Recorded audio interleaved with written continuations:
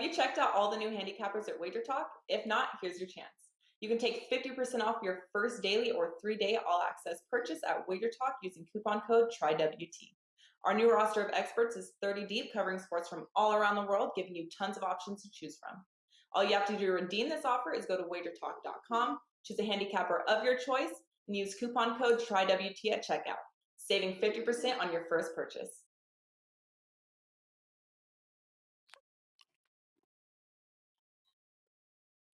Welcome in, guys, and happy Friday. You are watching Puck Time here on Wager Talk TV. I'm Andrew McInnis, and I extremely am happy to be back here on the show.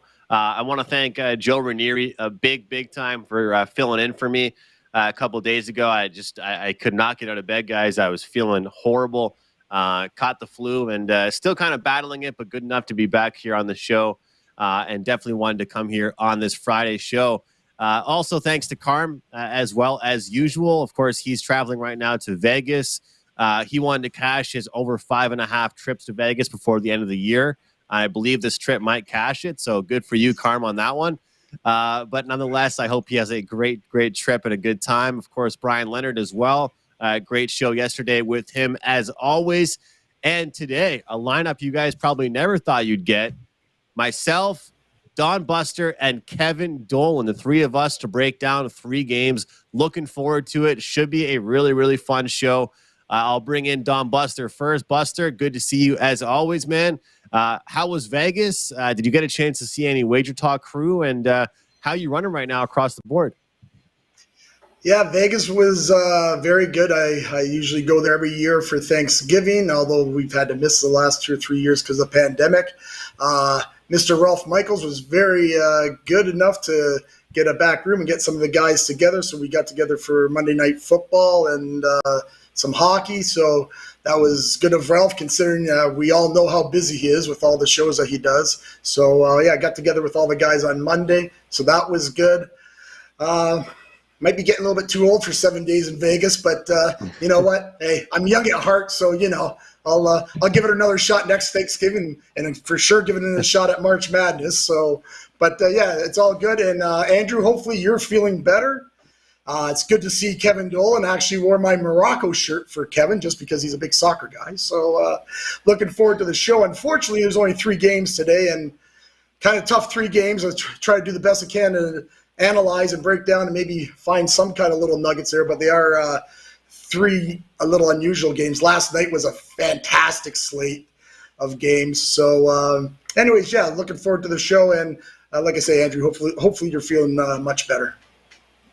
I appreciate that. And it's good to be back here on the show. It feels weird not doing a show, that's for sure. And yeah, man, 7 days in Vegas, I've heard 4 is at the most, really, for most people. So 7, you're in the heavyweight division as far as Vegas trips, as far as I'm concerned, Buster.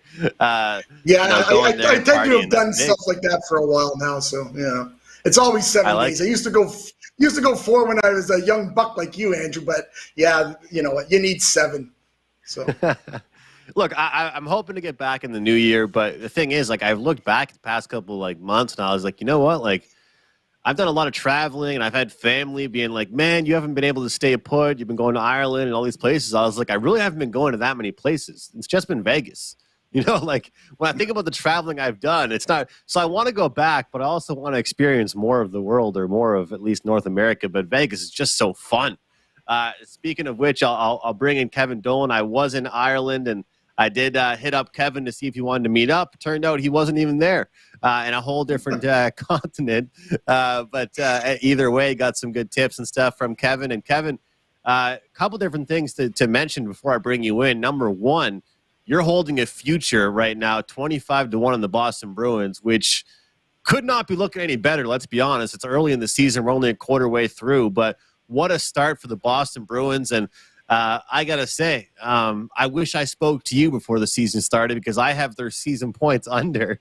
So I did not believe in their depth of their club. I didn't think that they'd be able to battle through the injuries. And, man, they certainly did that. That's for sure. And I got to also congratulate you on your 5% win yesterday, because, you know what, Buster and I, we're Montreal Canadiens fans, So, of course, at heart, Kevin, we're always sweating out our bets. So I love just watching a game as a fan. So I was watching the game as a fan, but I was also cheering you on in the back of my head. So I was cheering for a low-scoring Canadiens victory, and we got exactly that, man. Good to see you. Yeah, great to be back on the show, Andrew. And look, as you said, only a quarter of the way season through, but I am pretty happy. Obviously, you look at the odds now, it's down to about plus 550, plus 600 across the board. And it's just something as well that, I use a lot of XG data, XGA data, and so on, which isn't that useful when you're going game to game. But, in terms of futures bets, it's fantastic, and when we look back the last season, Boston had by far and away the best defensive XG in the league last year. I think they ranked second in high danger scoring opportunities allowed. They were top 6 in offensive XG. And that as well, we mentioned on the show before that expected goals to actual goals differential that we use as well, kind of like the luck factor. Boston were way down 29th in the league yet last year, minus 25 goals from what their season average should have been. So those are the type of things I'm looking at when I look to make futures bets. And just as a comparison as well, the two teams below them on that category last season, the Seattle Kraken, minus 36, New Jersey Devils, minus 42. Like, look at what they're doing this season as well. Yeah. So, definitely you see a ton of regression in that aspect for the following season. But as you said, we had a 4% winner on Wednesday as well in the Rangers. Cashed that 5% winner last night in the Canadiens Flames under as well. So, looking to keep that going here and hopefully have another big weekend ahead. And I'll tell you, I was able to watch a Bruins game in person a few weeks ago, Kevin, and they were playing the Flyers. So obviously it's not a big game. The Flyers aren't very good, but I think the Bruins put up 4 or 5 goals in that game, and they probably could have put up 7 or 8. They make it look so easy, the way they carry the puck around, the way they pass the puck around, and the way they get off their shots. They pretty much, in that weekend I was in Boston, they played Chicago and Philadelphia. And I think they won by 3 or 4 goals in both those games. And they probably were going half speed. I think those guys were probably hungover for those games. They probably went out to the clubs the night before, and they still dominated their opponents. So they're definitely a great team, and they're getting the job done, that's for sure. Today's games, like we talked about, only 3 on the card. We have the Senators-Rangers, which is a revenge game from just a couple days ago. Predators-Islanders, and the Blue Jackets and the Winnipeg Jets. Let's start things off with the Senators and the Rangers here, guys.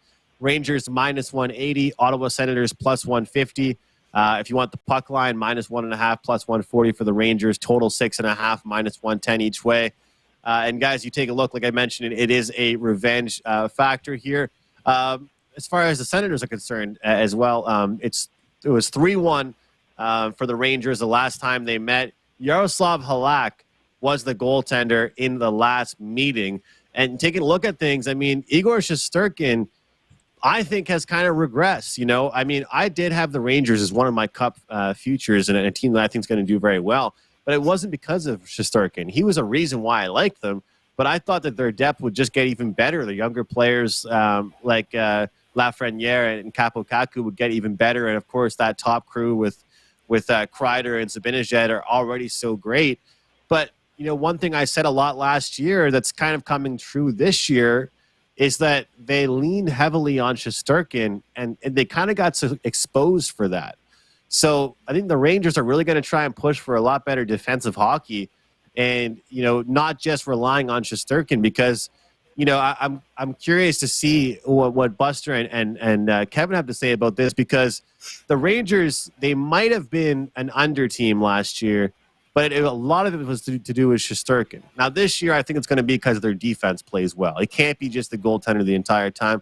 Now, the Ottawa Senators, for them, a lot of the times when I look at a back-to-back or 2 teams playing when it's a very close, proximity, a couple days difference, a home and home, so to speak, usually if the first game goes under, I go over in the second game. The first game goes over, I go under in the second game. But I'm going to go right back to the under. I think that the Senators right now are struggling to score. The last couple games that they've played, we saw them score 1 goal against the Rangers, 1 against Vegas, 1 against San Jose, 1 against New Jersey, mixing a 5 spot for them against Anaheim. But I think between Buster, Kevin, and I, we could score 5 goals against Anaheim. It's not really anything to be too proud of. So I'm going to go under 6.5 here, guys, with the Rangers and Senators. I think both teams really want to put a lot of importance towards good defensive hockey, and that's where I'm looking here is the under. As far as the prices goes, I think it's right where it should be, so I'll stay off the side, and I'll hand it over to Don Buster for his thoughts on this game. Well, thank you, Andrew. I'm right with you on the under. I like the under. It's at 6.5. I know these two teams played on Wednesday, and it actually was a bit of a wide open game. I mean, they played a little more wide open than I thought. I don't think you see that here, especially in New York. As you said, Halak was in net for Rangers, who played well. Shesterkin's at home. Always like him at home, especially with unders, even though you have mentioned he has not looked as well as he has in the past. But he is very good, and probably him and Vasilevsky are the two top goalies in the NHL. Talbot is going to be in net probably for Ottawa. Again, there was no confirmed goalies in any of these three games before I came on here. But it looks like Talbot. He's been playing pretty good lately. I like the way for the Rangers to play a little bit more defensively because of what happened in the last game. And every time you get these back-to-backs, like you say, Andrew, I'm kind of with you. I like that angle that you use where if it's an under, you play the over and all that. But I don't think it applies tonight. Ottawa has gone 9 straight unders. There might be a push in there somewhere. And the under is 19-6-5, the last 30 in New York City between these clubs. So, I mean, at 6.5, I think the under has to be the play. As far as the clubs, who's aside? Yeah, I don't want the Rangers at -180 or -190. Ottawa's played pretty decent on the road of late. Although I think the play will be in regulation. You get regulation at -120 on the Rangers. But when I say that, this kind of it reminds me last night. I actually had Nashville against New Jersey last night, one of the very few people that did. But this kind of looks like Ottawa could be a live dog here too. But as you said, Andrew, they've had trouble scoring goals. They get a lot of shots on net. They play a little wide open. I think they're going to be playing a New York Ranger type game tonight. And you know what? Don't really want to overthink it. I don't want a side here because of what you have to lay with Rangers. I don't know with Ottawa maybe being a live dog here because if it's a back-to-back. I'm just not going to overthink this thing. And also, Ottawa is 0-4 the last 4 against New York. And when they play a back-to-back situation like that with the same team, they're 1-6. So the only way to go for me is under 6.5. Under 6.5. We're on the same page to start this show off. Look, it's only 3 games, so this show could go exactly. One of 2 ways. We're either going to be on the same page. There's going to be plenty of disagreements. Kevin, what do you think here? We're on the under 6.5 in this game. I'm going to swerve the total, Andrew. I mean, like I said in the preview there, I was on the New York Rangers against Ottawa on Wednesday. I kind of didn't understand the late money coming in the Senators as well in that game. Ottawa just, they haven't really impressed me over that mini 2-game winning run they had against the Kings and Ducks. As you said about the Ducks, we could probably lace up and score some goals against them ourselves. I can't even skate, so I mean, that'd be a feat in itself. I don't know. I don't really know how they beat the Rangers last week, but, they've had some real problems, obviously. Look, the Ducks obviously have some real problems. Gibson, Stollarts and so on have had really struggling years, their GSA average and so on. So I'm not going to change my power rankings in Ottawa because of that win. And, even in the game against the LA Kings, I should say, which is the more telling one, Ottawa looked extremely vulnerable against the power play. 2 power plays for the Kings, 2 goals. And that's an area the Senators have struggled in massively all season. 28 in the league overall on power play opportunities allowed to opponents this year. 23rd on power play goals allowed as well. So I'd have to come back and look towards taking the Rangers in this one yet again. Saying that, you guys mentioned it. I'm not going to jump in at this line. I mean, I think I got -125 on Wednesday. And I mean, it even got cheaper than that as money started to come in Ottawa. That was the opener. So I'm not going to jump in at this price. It is too pricey, but, maybe you look at taking a shot in regulation, as Buster said. Maybe you look at, taking a shot with that plus 140 on the puck line as well. But, it's got to be Rangers or pass for me in this one.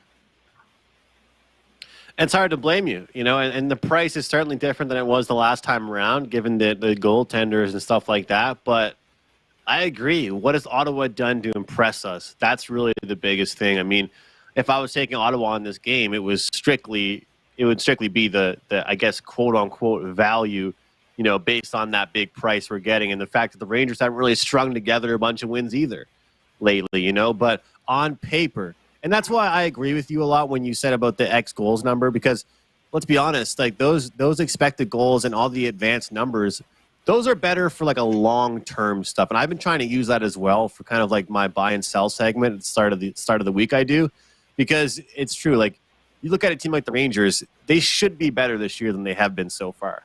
But does that mean they're going to be better in the next couple of days? Or does it mean they're going to be better in the next couple months combined? Right? That's really the biggest thing. But so Rangers in regulation lean there. And we're taking a look at the under in this game at 6.5. Let's keep this show on the move here. Take a look at our next game with the Nashville Predators and the New York Islanders. Guys, I'm going to keep this personally. I'll keep it really quick as far as the total is concerned. It's 5.5, shaded towards the over. Money line plus 140 for Nashville, minus 165 for the Islanders. And guys, it seems to me like it's kind of an interesting, I guess, spot here. So the total was 6 last time these teams played with the starters in net. Total's at 5.5 with backup in net for Nashville. And yet we're seeing a lower total here. I get it. It makes sense with these two teams. We're seeing a 5.5. But I'm going to take the bait. I'm going to bite because we don't see 5.5s anymore. These teams can create. The Islanders really haven't been as much of a dead under team as they were last year. And to me, it's kind of a low total. So I think Nashville can create. They're starting to create more chances. And the Islanders, especially at home, I think they're a different team. I think we can get up and over 5.5. And, of course, the odds makers think the same way as this game. If it keeps getting more money on it, it's on the way to 6 as we speak. So if you like the 5.5, I would bet that as fast as you can.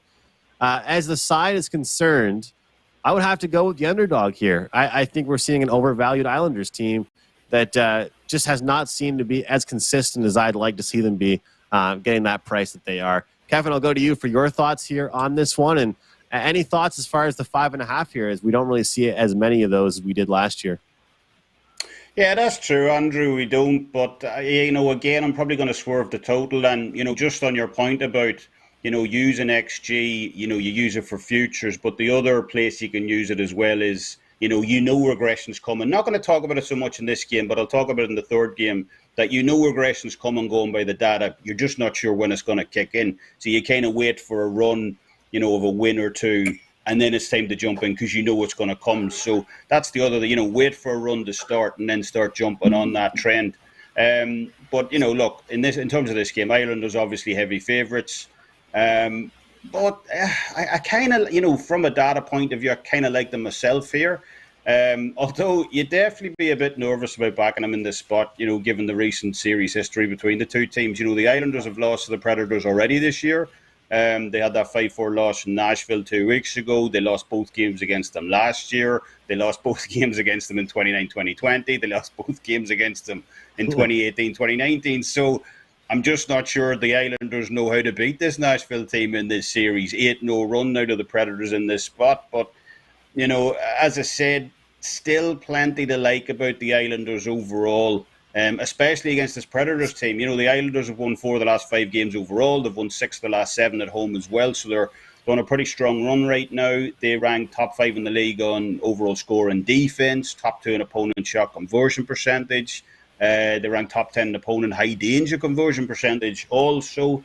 Plus they got the best goalie in the league, right now in Sorokin as well. So, as I said, plenty to like if you're a New York Islanders backer. And while I am a little hesitant about that recent series history against the Predators, that's taken place over the last few seasons, just Nashville just aren't getting it done offensively this year. 29th in the league this season on scoring offense. They rank even lower at 30th in offensive XG this season as well, 24th on high danger creation rate. So, I'm just not sure if the Predators will be able to keep up with the Islanders in this one, especially if the Islanders get off to a hot start. It could be curtains for them early. So because of that, I'm going to have to side with the team from New York on this one. You got to love that the series history. Buster, you talk about that sometimes, and I know that Carm doesn't always just agree with you when you bring that up, because it can be some different teams, obviously, and different players playing on those teams. But sometimes it is interesting to look at series history and history between two clubs and seeing how one team has just dominated the other and they just can't figure each other out. In this matchup, like Kevin pointed out, there's certainly something to be mentioned as far as that is concerned. Are you looking at the side or a total in this game, Buster? I'm actually with you, Andrew, on the total here, on the over 5.5. I do understand where Kevin's going with the Islanders, but as you said too, Andrew, I'm a big guy on history, but we'll get to that in a sec. It is still a tough game. You don't see 5.5s, so you just mentioned, we don't see 5.5s too often. That last night, that St. Louis game went from 6, it went to 5.5. When I saw that, I automatically just took it over, because we're not getting those 5.5s, and I mean that was over by the second period, especially with teams like them. Yeah, lots of overs last night too. Again, and actually Nashville went over. I know you might want to say it was a little lucky how it got over, maybe a little lucky how Nashville won. But talking about series history, Nashville was 6 or 7-0 against the Devils. So yeah, that for that reason alone, I'm not gonna be taking an Islanders team at 155 when Nashville has owned the series. Problem for Nashville tonight, back-to-back, that dreaded 3 out of 4 nights. But you might want to put a little asterisk by this, because Nashville hadn't played for a week.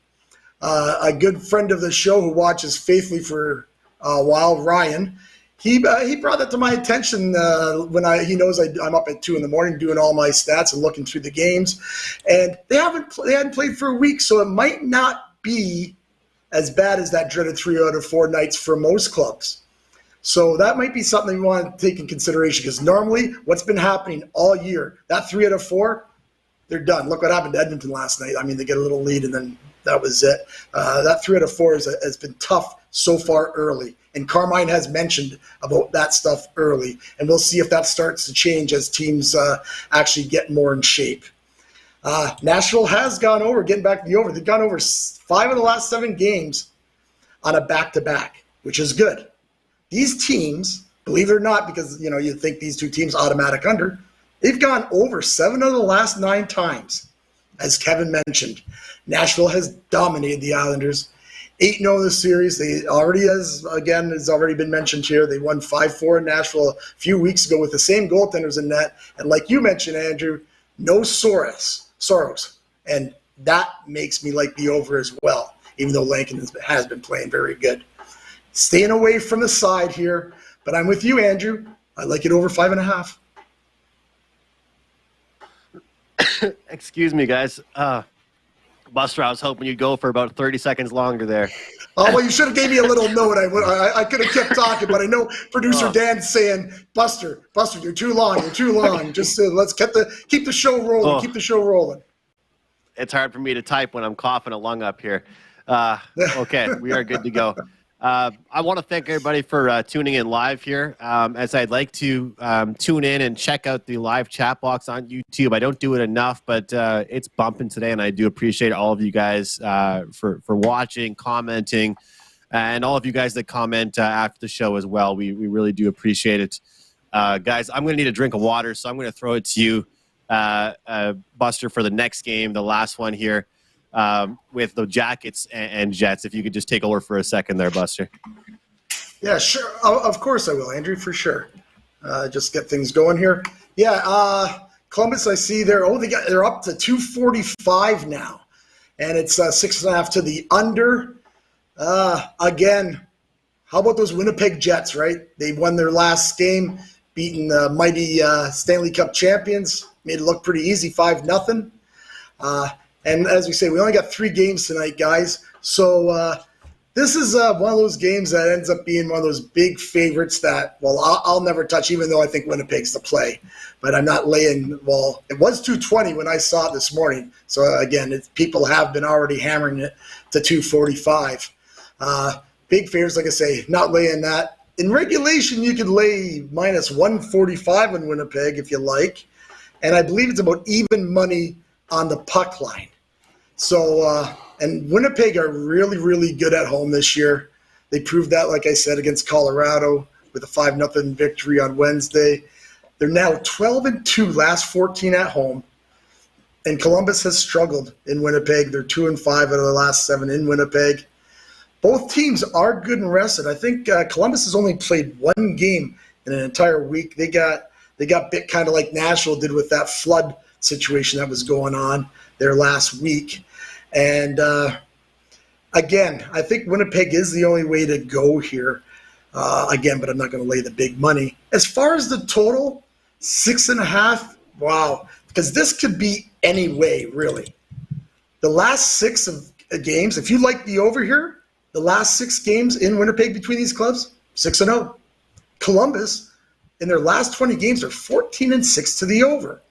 Sounds like a pretty good thing to maybe be on the over, but not so fast. Winnipeg is a very good defensive team at home. They play a lot of unders at home.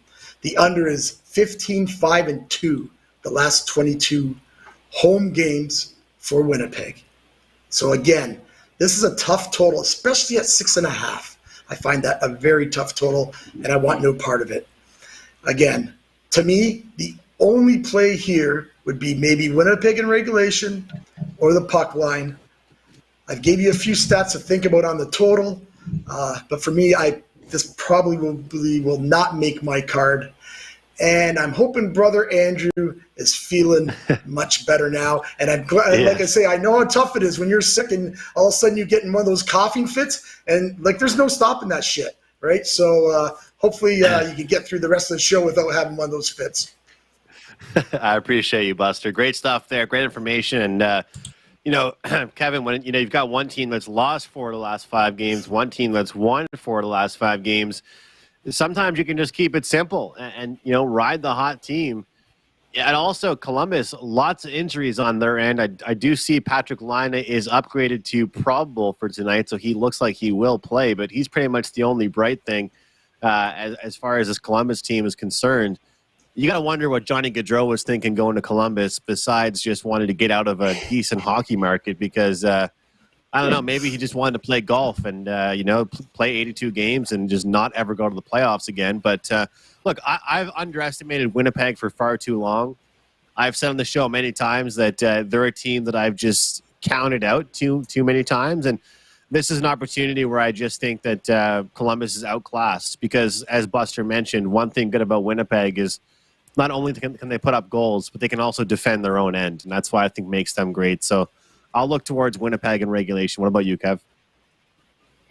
Yeah, hard to disagree, Andrew. I already wrote a preview for this game actually over at the Wager Talk News site earlier today. I advised a small play on the over 6.5 goals in this one at around even money at the time. I think we could see this one open up later, between the Blue Jackets and Jets.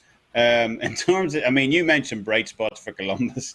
There isn't too many. In terms of defense, the Jackets have been like an absolute sieve this season. They've allowed 4.10 goals against per game. That's the second worst mark in the entire league. And when you delve into the data, it really doesn't make for any easier reading for them. 24th on overall defensive XGA this year. They're allowing a massive 13.6% to opponents on high danger scoring opportunities this season. Also, conversion rate, that is.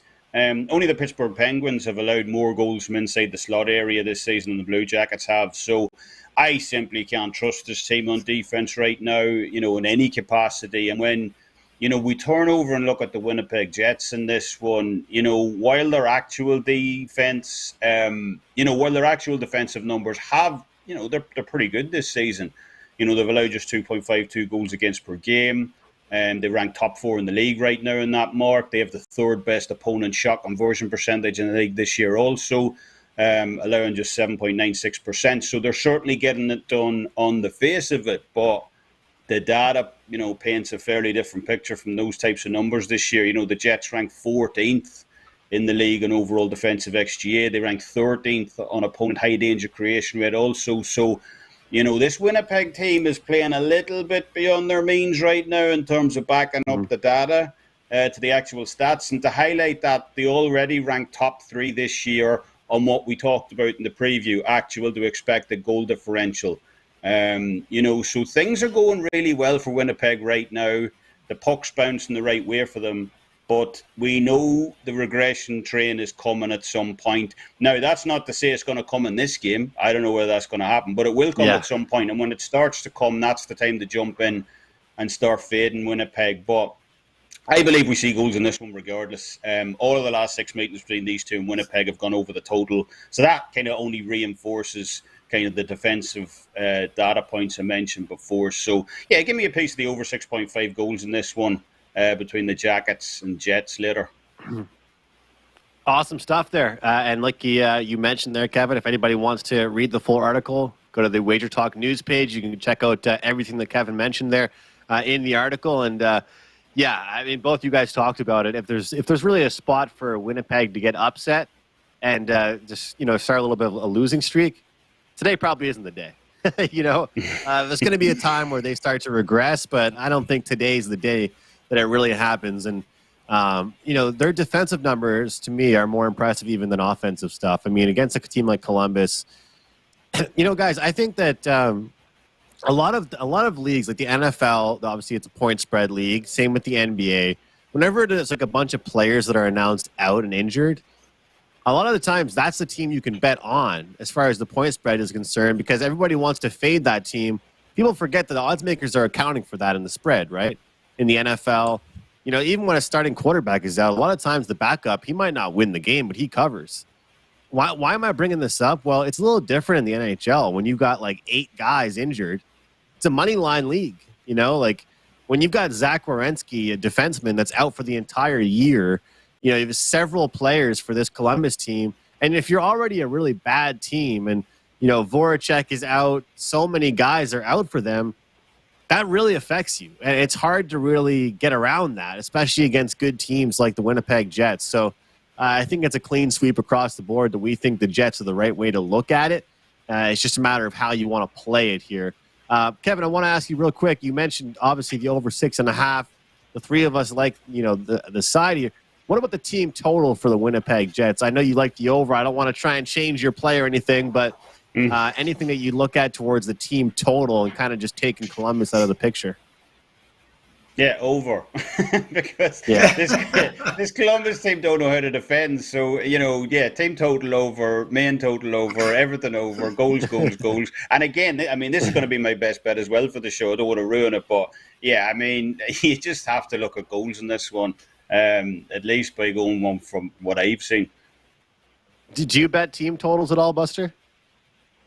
I do from time to time, but as far it almost has to stand out to me where I think it's a bad line, right? You've mentioned a bunch of times on this show, and I've actually every once in a while, if I catch a piece of the show, I know you especially, Andrew, will mention that it just doesn't seem like you'll mention the total of the game, and then you'll say, well, then the team total is this. Those are the situations when I see something like that myself going, that team total doesn't seem right. That's when I will jump on. It probably happens about once a week. It's nice to look at those because then you're kind of just removing one team completely from the picture, especially if you're betting the over. The only crappy part is if you took the Winnipeg team total over and then all of a sudden it starts the game and you see Columbus somehow pot 2, then you're like, okay, why didn't I just take the full game over? That can be kind of frustrating sometimes. But, guys, Carmine obviously isn't on the show today, but, of course, he still wanted to keep it up with his 6 and 60 segment. Of course, these are all plays for tomorrow's card, all look-ahead plays and stuff like that. So he does the best he can to try and aim ahead, to try and look at these schedules, look at the teams that are playing well right now, and try and gives you guys some early plays for tomorrow. And I always recommend doing that, guys. It's a big thing. It's a part of my handicapping.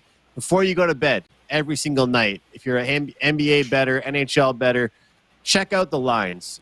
Wake up in the morning and check how they change. Make a bet in the evening and see how the market has reacted.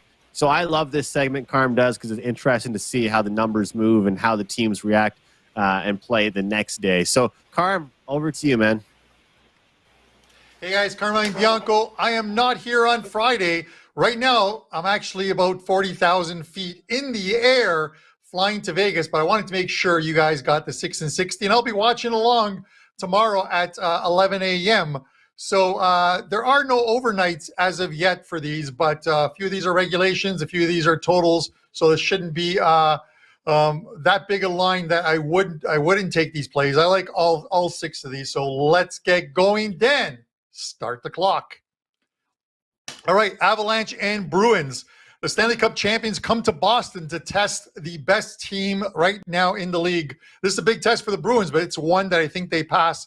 They're going to pass. The Bruins money line here. Devils and Flyers. Guys, quite simply, I'm going to continue to fade the Flyers, and it makes it even that much easier that the Devils come to town. Devils in regulation time. Washington and Calgary. Flames are a buy team for me right now, especially at home. Flames in regulation. Florida and Seattle. That red light behind the net is going to get a lot of use on Saturday night. Take the over 6.5. Arizona and Vancouver. A brutal schedule for Arizona. 14 games on the road. In straight games on the road. Let's take the Canucks in regulation, and Chicago and the Rangers. Fade Chicago 2-14 the last 16. Rangers puck line -1.5. That's your 6 and 60. Awesome stuff there. That's 6 picks for Saturday in 60 seconds there, and just a couple quick comments there for me.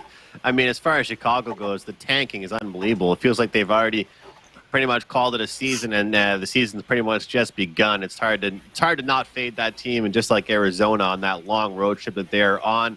Guys, let's wrap this show up here. Close things out with some best bets. I'll start with you, Buster, and it's a busy weekend. We've got hockey, we've got NFL, college football. Let folks at home know what you have going on over at sportsmemo.com. Okay, thank you very much, Andrew.